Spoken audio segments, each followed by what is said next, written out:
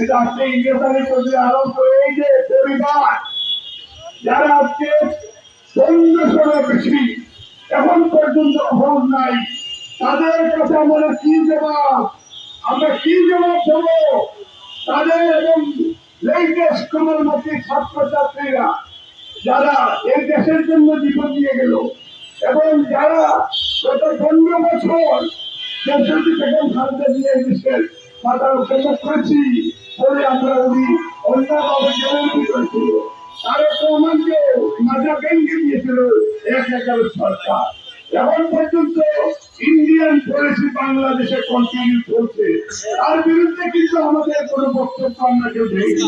আমাদের ডিপ্লোমেসি আমাদের মধ্যে অনেক ভিতর রয়েছে, যেটা আমরা অনেক কথা বলতে পারি না। এই জন্য আমরা বলি যে এই যে সান্দিতে ইসলাম এবং আজকের এই সঞ্চালক তাদের সেই সাহসী ভূমিকা এবং আমার এখানে প্রতিনিধি আমার ওয়াইফও যিনারা মানুষের একাধিকবার জিনিভা কনভেনশনে বাংলাদেশের মায়ের ডাকে এই সারা দিয়ে তারা ইউনাইটেড নেশনসেও বিভিন্নভাবে আমরা সেও কাজ করেছি।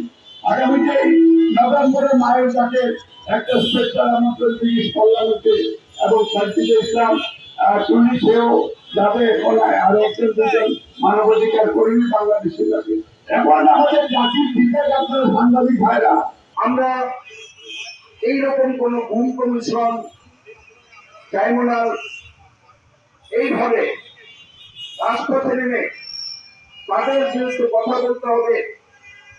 আর এই সরকারি যারা আছেন তারা তাদের কাজ নিয়ে ব্যস্ত হয়ে যাবেন।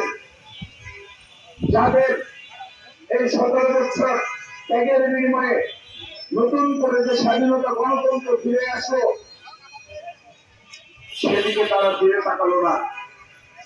তারা যার যার স্বার্থের জন্য যা ভাসিয়ে দিল। আমরা অত্যন্ত দুঃখিত।